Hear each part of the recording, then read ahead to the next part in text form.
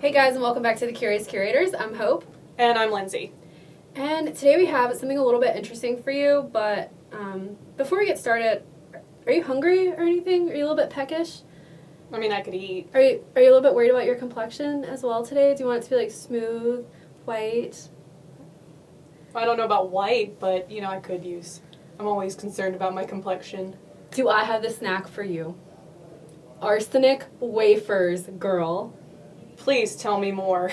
Well, did you know that the deadly poison arsenic is actually pretty good for your skin? So it makes your skin really smooth. It gets rid of acne.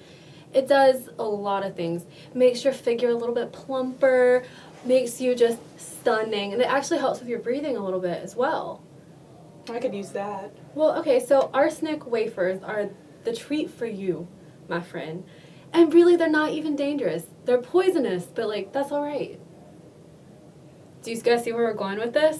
What we're going to talk to you about today I hate you. is weird and dangerous beauty habits. Pretty sure you're a serial killer. Possibly. No, I'm kidding. I don't like blood. You don't have to have blood with arsenic wafers. Well, I think they stopped selling them. Girl, we work at a museum. I bet we have some somewhere in one of our collections boxes. That would be so creepy. Sears actually sold arsenic wafers for a while, which maybe tells you why they're going out of business. What time period was this? This is the 1800s to early 1900s, back when everyone was just kind of let's hop on the arsenic bandwagon. Okay. That's a bandwagon I wouldn't want to be on. I always kind of wonder how in the world you're looking at something and you're like, you know what would be great? To eat this. You know what's great? This rat poison would be great for my complexion. Let's eat it. How do you find that out though? Did someone rub it on Maybe, because a lot of women would kill their families or people by poisoning them with arsenic. Maybe they noticed before they died that their complexion was just... that they just looked stunning and they were let's so just pale, get on it. so smooth. That's actually a really good question that I wish I knew the answer to at this point. Disclaimer, don't eat arsenic. Don't do any of the things that we're going to talk about because they're all either really weird, really gross, or just really terrible. Yeah, that's true. But they're also real entertaining, so like the arsenic. I think that kind of tuberculosis chic was really in back then. Yes, so. yes. Wasn't, because I believe tuberculosis was the rich person's disease, wasn't it? Yeah, and it would make you a little bit thinner because you weren't really hungry or anything because you were too busy. And paler. Yeah, and your eyes would get kind of shiny, I assume from a fever, and your cheeks would be rosy for the same reason. That's true. So tuberculosis chic was really just a look. They were serving looks. And that was literally it. It wasn't, that we're not being facetious or making that up. People wanted the tuberculosis look. Yeah, they really did. They thought that it was beautiful. And they specifically would say, they want to look like they have TB. It's not... Which is actually a really horrible disease. Yeah. But, yeah, that was the look. I guess probably, at first, people might just have, rosy cheeks and, feverish and be I don't know the whole stage of tuberculosis. I know how it ends, but I don't know the early warning signs. I know how it ends. I know how it ends. But maybe they just looked at them and they were like, wow, you're looking stunning today, girl. And then, a year or two later, it was not so stunning anymore. Yeah, so today we're talking about dangerous or weird or disgusting beauty trends throughout the ages. I think we both... We don't even know of what that was. Sorry. I think we both tried to do some different things. I agree. I tried to steer clear of the stuff that I knew you were doing, because you were doing a lot of, I think, Victorian era, Edwardian. Yeah, because I talk about it constantly. Medieval, Renaissance-y, European, American type stuff. And I did a little bit of that, but I also tried to do some really ancient stuff and some non-European, dangerous and gross beauty trends. And I mean, this definitely isn't to say that this is going to be all of them. No, absolutely not. You cannot even touch on. No, and there's still some weird stuff that people do in the name of being, like, pretty. But trends change. People so. still do tanning beds. Yeah, and like hard diet pills. Oh, which I are know. Lip plumper. Oh, yeah. Like when people did the suction cup thing and it would split their lips open. Yes, and apparently, like, lip plumper, they inject it. And your lips, like, swell up the first day. It's horrible. But, like, for a while there was, like, the Kylie Jenner challenge where you suck on... Oh, the shot glasses. Yes. Some people actually split their lips open doing that. Or bruise, like, the circle. I mean, Kylie, you look fantastic, but not It's everyone. not from suction cups. It's from lip plumper. Right, and that is definitely not for... That's not for me. Not for me either. Mostly because needles, but... Yeah. I'll keep my natural look. I'm fine with how I look. I'll just use cinnamon. No, I'm fine with it as well. That's true. They do make, like, cinnamon lip balms and stuff, too, to, like, make your lips pinker and... Yeah, plumper. So, and that's pretty tame, like, in comparison to some of the stuff we're going to talk about today. Do you want to get started on some ancient trends? Yeah, I can talk about some ancient trends. You know, today... We're all about the brows today, at least I am. Mine are bad, so. Nice, thick, beautiful brows. Yes. And the ancient Greeks thought so too, which is why they would glue ox hair onto their eyebrows so that they could, and unibrow. They would, like, make it so that they had a unibrow because unibrows were peak beauty. Class. Oh, what a thing. Yeah, so that's not really dangerous or deadly. It's just bizarre. Yeah, that's... Ooh. When that start to stink? I don't know. I guess I've never been very close to an ox, so I don't know what they smell like. Well, maybe they wash it, though. True. And at another point in time, just talking about eyebrows, is when they would use lead paint for their skin... in certain periods, not the Elizabethan period, because no eyebrows were great, but your hair would fall out. Right. And so some women would take mouse pelts. Oh. They would skin little mice. That's horrible. Remake their eyebrows. The animal rights activist in me wants to die. That's pretty depressing, to be honest. And I you know, considering the plague's prevalence in... Europe, that's probably a bad idea. It is a bad idea. But I thought that was another interesting eyebrow trend. That's too much for me. Yeah, I'll take the ox hair, I think. Literal mud. Just get like, I don't, I'm weird about hair. So I'm like, no, don't put that on me. But then again, like, we could have used George's hair to make eyebrows because he shed so much. Yeah, George is the museum cat, for those who don't know. We're not talking about, like, our good friend George. We're going to use his hair. He is our good friend. And he's still around. He's just not living at the museum right now. Yeah, he's in foster. Yeah. He's being fostered by a museum employee, so. It actually sounded dark, but I'm like, could have used George. We could have used George. I couldn't use my cats because they're black and white. Oh, yeah, it wouldn't really go. I mean, unless I wanted the Cruella de Vil look. Which, there's nothing wrong with the Cruella de Vil look, I don't think. That's true, but then I'd have to, like, dye my hair and get a wig. The wig. Do the wig. Do the wig. All right, Cruella de Vil look. Watch out for my new eyebrow look. Yes. Next week on the Curious Curators. Next week on the Curious Curators, Lindsay will have one black and one white eyebrow. That would be... made out of cat hair. That would be class. I can't wait for that, actually. I kind of wonder why they chose ox hair over any other type of hair. Is that, like, the closest to human eyebrow hair that they could Are they brown? I guess I've never really... I guess maybe, like, if they're brown, they would fit better. I guess I've never really seen, like, a real-life ox. So I can't really... They're usually brown. So I can't really say, like, yeah, it would match your hair, but, I mean, brown's a universal kind of... Even if you're blonde, you can have brown eyebrows. Right. So maybe it's just easier. Maybe so. Or maybe ox are like really tame and you can just walk up and like snip, snip, snip and walk away with your hair. Oh yeah, ox are really chill. They're like cows, Oxen aren't are really they? chill. Yeah, Like yeah, big cows. like Oh yeah, big they're cows. like dogs then. They're just practically. beasts of burden instead. Yeah, but practically dogs. So Yeah, I just don't understand why they didn't take like dog hair. I don't know. If we could know the answers to some of these questions, I would be. If anyone out so there happy. is ancient Greek, Yeah. let us know why you prefer ox hair over dog hair. And what's the best alternative if you don't have oxen around? Yes, that's Vote now. vote below. Cats, dogs, or mice? Cats would be softer. Maybe softer, but I think dog's hair might be more like eyebrows. Moving on.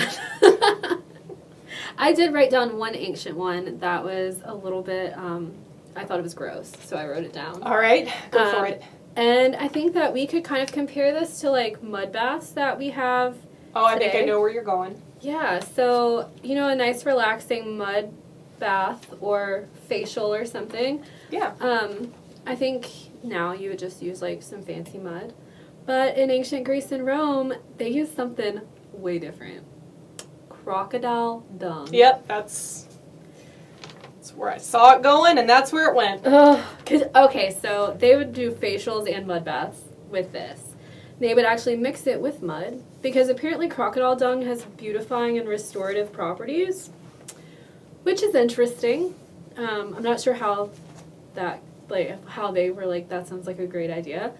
And also it would stink. Yeah, who's the first person who decided that they had... That's always my question, is who's the first person who found this out? Yeah, I have so many questions about like who looked at a lobster and was like, Who looked that? Who looked at urine and decided it would be a good mouthwash? Because that's another one. Oh, I know. It's Like, Roman. I don't understand. Like, Who was like, let me just... I enjoy ancient Rome, I do, but They must have been bored or something. or they were suffering the very bad effects of high concentrations of lead. And That's they were true. drunk because Everybody they drank was wine. lead poisoning, yeah. Everybody was lead poisoned and drunk. So That's true. Maybe though, I mean, if you're actually in ancient Rome, your urine is probably safer than the wine there. true, unless the lead like seeps into your. I I don't don't know. I'm not a doctor. No, I don't really know how that works, but yeah, ancient Rome was a strange world, and also one that I really enjoy. But Yes. but I don't think I would enjoy a lot of the things about it, like this crocodile dung facial, or the eyebrows. But That was ancient Greece. okay, well, didn't Rome take? No, don't. Let's not even get into it. I was like, didn't Rome take over? Nope, we're not doing that today. We can talk about that for hours. Ancient times in general, I guess, are so interesting, but so strange. I really think they're a different world. But what do you guys think about that facial? Would you get a crocodile dung facial? You know, if they did a crocodile dung facial now and charged like $1,000, people would flock to it. They would. They flock to the blood facials, the vampire facials. Okay. No, it's like cringy. It's very cringy. That's not okay. So let's go somewhere else for an interesting beauty trend that lasted around 10 centuries. Oh, that sounds perfect. Yeah. So footbinding Oh. in China. That one gives me anxiety.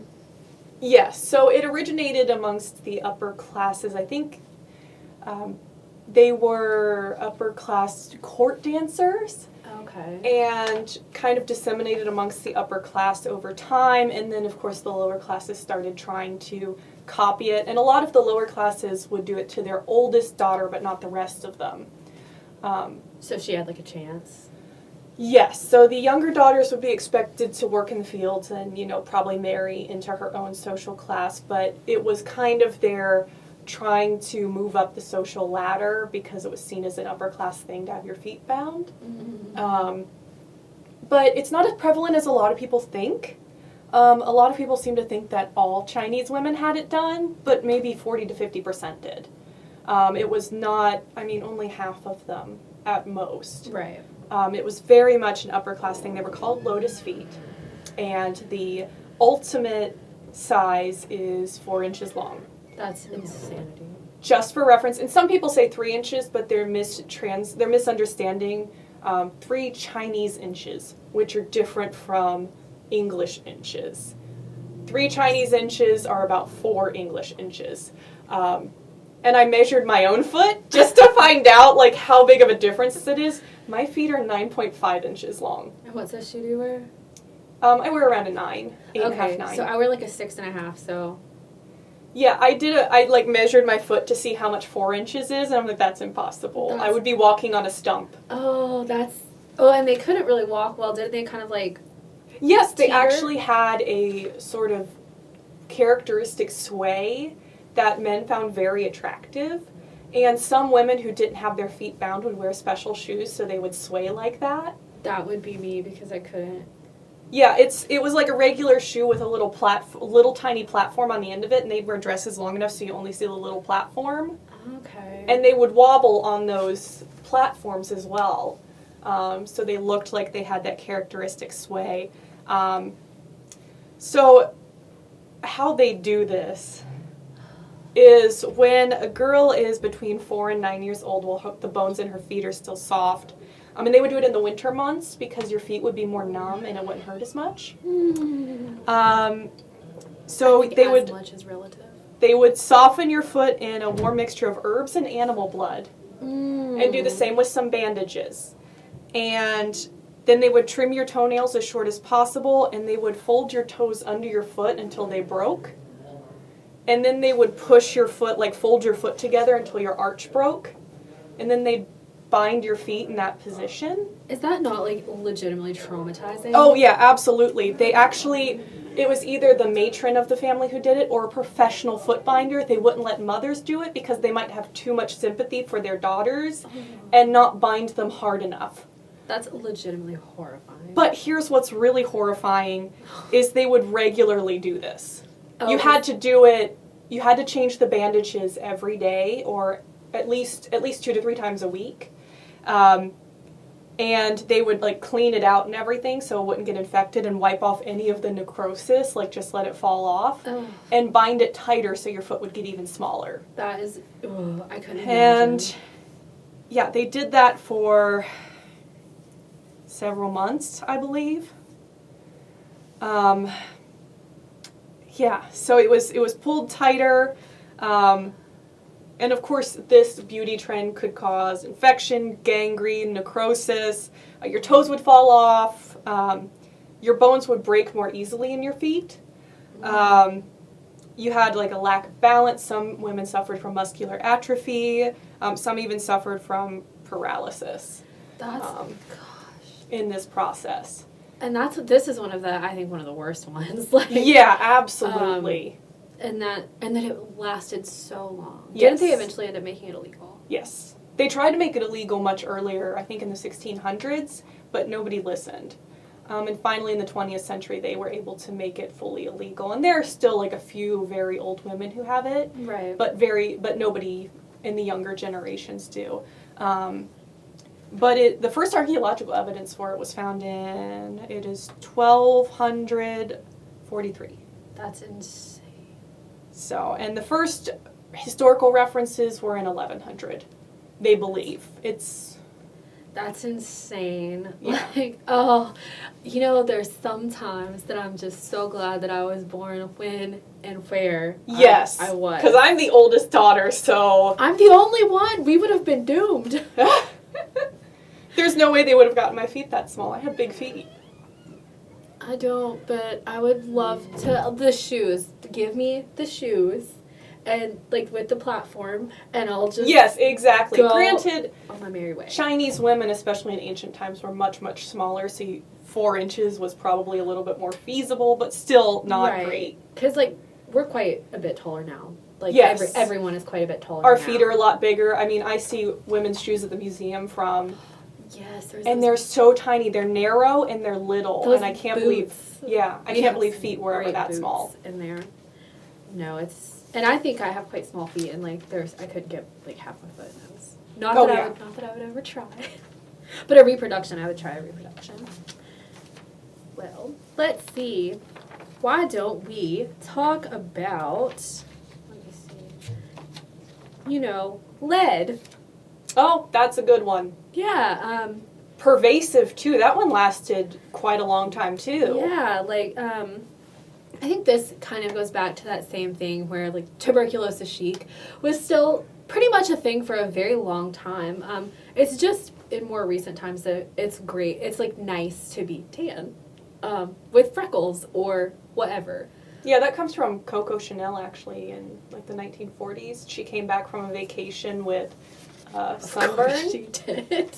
And the women really loved the look. Just fun fact. So it's it's recent that we don't want to be so second half pasty. Of the 20th century, essentially. And lead is very, very dangerous. If you live in an older house or you work in an older building, they tell you, and it's kind of a running joke, I think, where people are like, don't lick the walls because lead paint was so pervasive and lead poisons you. Right. So what did women used to do? And they did this from ancient times up until probably the 18th century. They mixed water, white lead, and then in 15th to 18th century, vinegar, and they painted it on themselves. So I think probably the most famous person that everyone can kind of see is Elizabeth I. Yeah. She was very, very pale, and she had red hair, and she was just white. Chalk white. And this was... So I kind of have a question about it that I couldn't really get answered. Would it not be kind of thick? Because it would be a paste. Because could you not just use it like a powder? Could you not crush it up and just, brush it on like powder? I think powder was an alternative because I read about chalk being used, too. Because, both ingested and on your skin. Oh, God, ingested. Yeah, chalk, you're not supposed to ingest chalk. But some women use chalk, so I'm guessing, because they do have, a lot of them did powder. Yeah. Especially later after Elizabeth, in... the 17th. Yeah, when you're talking about Marie Antoinette times and stuff, they used powder. Yeah, they were, very... But it was, powdered lead and chalk. Because would, the paste... I mean, if you think of just, painting anything on yourself, it's never gonna be perfect. Well, here's the thing, too, is, so many people had smallpox scars and stuff. I think a paste would be, just like we used foundation versus powder foundation, which one gives you better coverage? Right, that's true. And now you've got setting powder and concealer. Now we have a lot more options, but you're right about the smallpox scars. That was one of the main reasons that people put so much. But an issue with lead, which we also kind of mentioned with arsenic, I don't think I mentioned this about arsenic, but it's the same thing, is the more you use it, the more that you have to use it. Right. It's not something that you can just stop. Because then everything that you've been doing would be completely useless and you'll have lead poisoning. But lead poisoning and a long time use of things like lead would cause skin discoloration, hair loss, and the erosion of all of your dental enamel. So you would have no hair, really bad skin, and bad teeth. Well, no, your teeth thing was probably good, though, because a lot of people would make their teeth brown and stuff around that time because sugar. Well, wouldn't it, eventually they would just raw out, though? Yeah, but that makes you look rich because it looks like you have access to sugar, because a lot of the wealthy had access to sugar during that time in the colonial period. The wealthy in Europe had access to sugar, which would make their teeth rot, so other people would try to make their teeth rot so that they looked like they had access to sugar and they were wealthy. Again, I just want to say... So, benefits. Again, I just want to say that I'm so glad to have been born in the time that I was born in.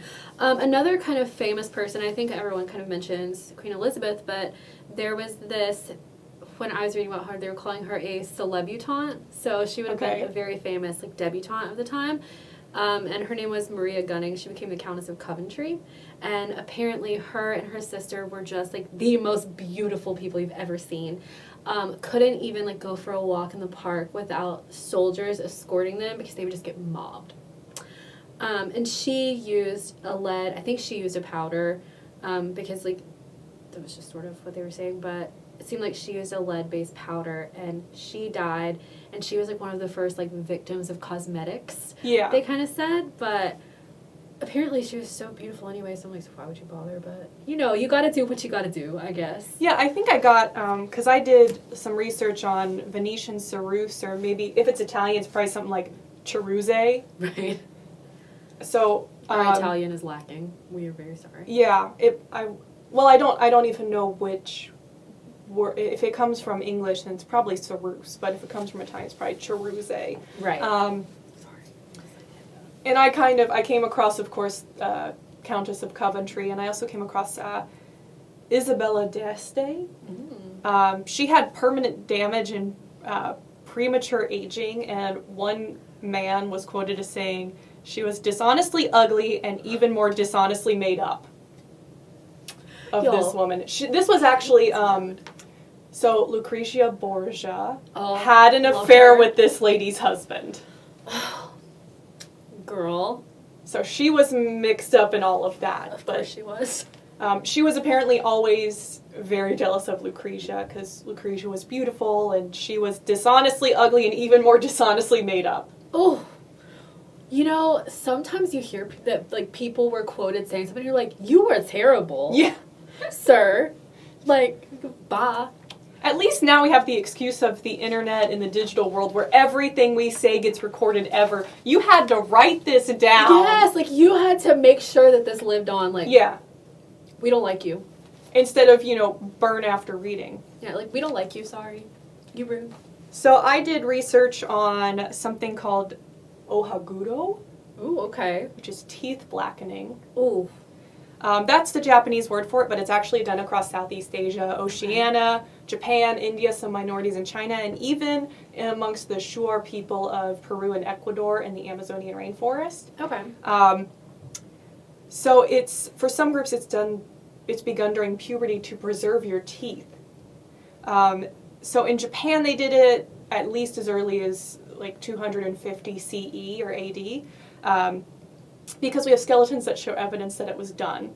It was banned in 1870 during the Meiji Restoration because they were westernizing and Westerners thought it was the ugliest thing they've ever seen. Right, because we have a fascination with very white teeth. Yes, we do. But the teeth blackening was considered beautiful and aristocratic. It was made with a ferric acetate combined with vegetable tannins to give it that black color. And apparently it was not harmful. Okay. It actually did preserve your teeth. A lot of things that I read said it was harmful, but apparently that is a misconception because they confuse it with betel chewing, which is like a type of nut or leaf that can really damage your gums and teeth and turn them black or reddish black. Okay.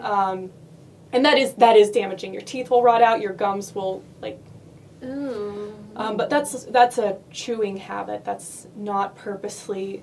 Yeah. I think in Southeast Asia it's called teeth lacquering, perhaps, and some people still do it They there. just like paint it, or Yeah, okay. and you would have to reapply it over and over again to keep it that way. And geishas still do it.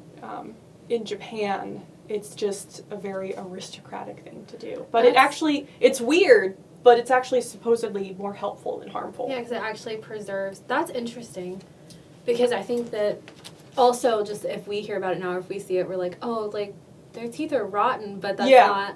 But if it actually keeps your teeth from rotting, well. Yeah.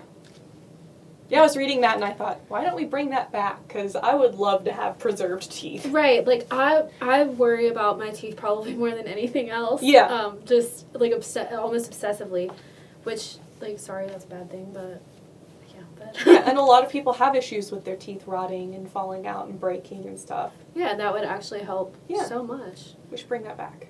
Looking Get ready at to y'all. start a trend. Looking at y'all, we about to be starting trends over here.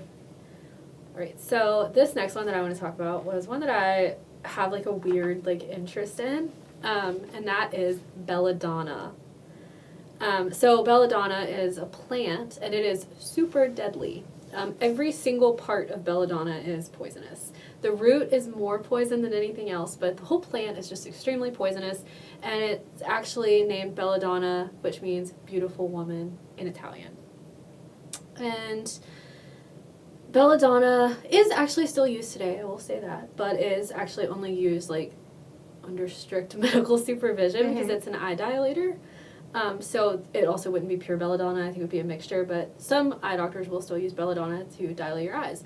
But that's what people used to use it for. We're going to harken back to being tuberculosis chic. You had these really shiny eyes, really big shiny eyes. So they would have oil from the belladonna plant, like probably diluted in water.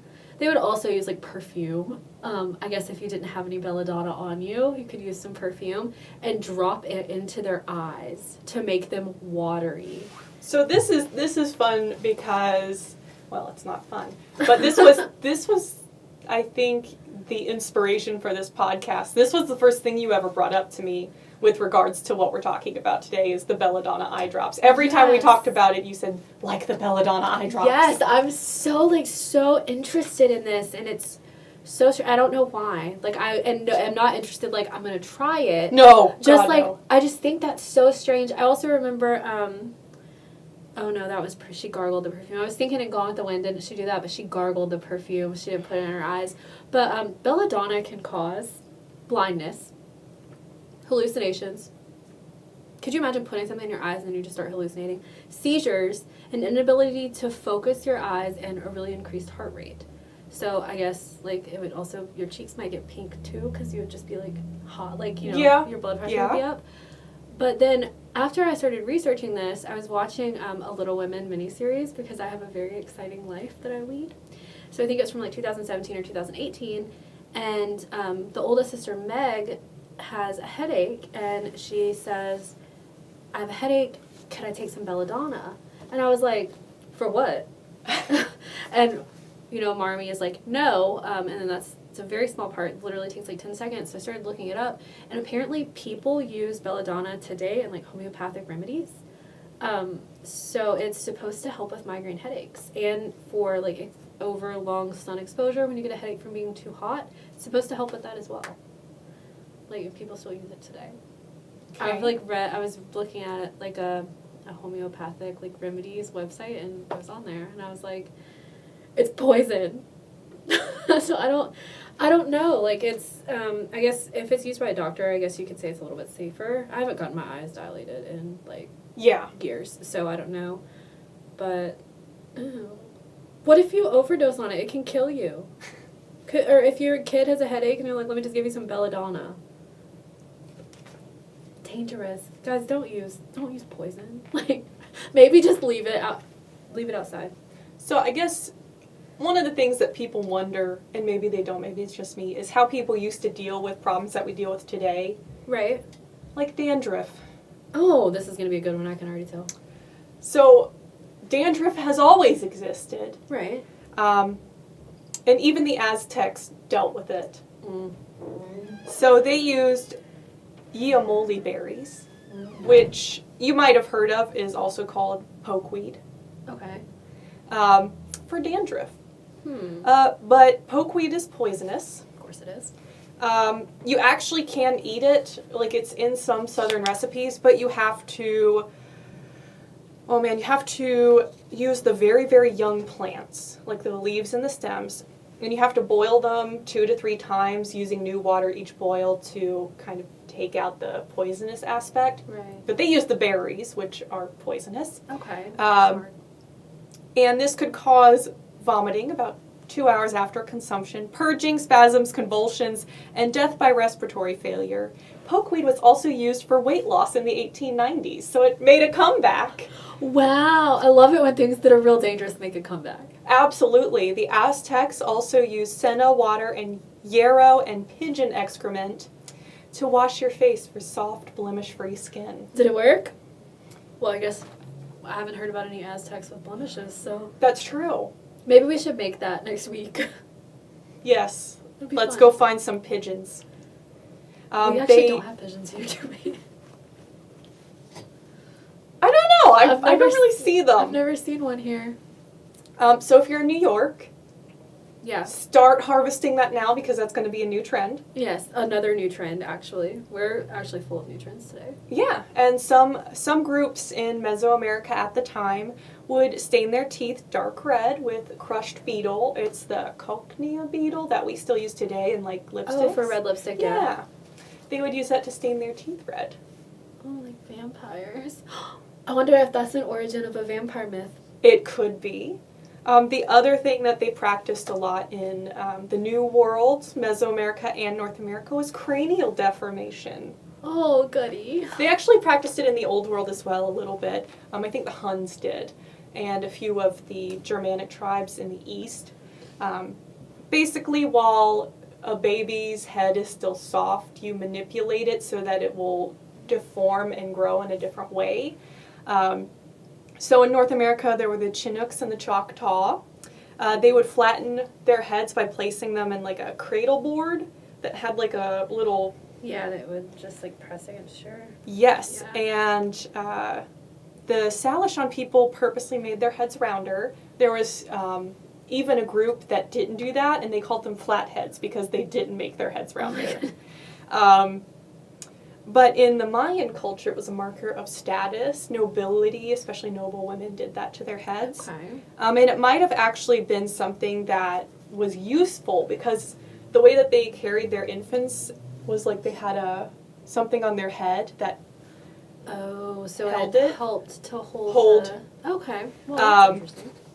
And head binding would start when an infant was about 1 month old, and they would have their head bound until about 6 months old. Oh, so it would have so it was a relatively quick, like considering some of the ones that we've heard about that take years. Yes, Process. yes. So, and studies have shown that there was no difference between the intelligence or brain capacity of someone who's had their head deformed and who has not. They did a study on the same group of people in Peru who still practice it. Okay. To see what if there was a difference between cognitive functions, and there was not. That's just one study, but Yeah. no difference in cognitive functions. Apparently not harmful, but definitely the reason that people say there were aliens in Meso and South America because they have the long elongated Right, heads. because they would have. That's interesting. And they also there are incidents where people would have cranial deformation without meaning to. So there was a group in France, Toulouse, France for a while, and they would like wrap their baby's head in like bandages and cushions so that they wouldn't fall and like hit their head or hurt themselves. Oh, and that would. And it would deform their That's skull. so interesting. Yeah, And but now- the purpose was not to Yeah. deform their skull. That wasn't the purpose. And now everyone does the headbands for their babies and stuff, and you have to wonder where that's going to lead. Yeah. If we have time for one more, I have the one that gives me the most anxiety. Okay. Okay, so let's talk about radium water. Yeah, I know, right? So radium water is literally water with radium dissolved inside of it. Okay. And it was marketed as an energy drink. One of the brands was called Radathor, and it was sold for $1, which this was in like the 1920s and 30s. So that's a lot. About $15 now. Yeah, that's expensive. Yeah, and it was supposed to give you energy, but it also cured like ailments and impotence, however you say that. Impotence. Yes. So, but also like if you had a broken bone, you could drink the radium water. Could you imagine anybody today paying $15 for an energy drink? I really hope not, but like probably. Okay, yeah, that's true. Like I usually cap at about $3. I won't go over about $3 for a single energy drink, but yeah. So there was actually a really famous person that was really into radium water. So we already know about radium. Like this was the Radium Girls. If you don't know about that, maybe we'll talk about it one day. But radium was dangerous. It still is very dangerous.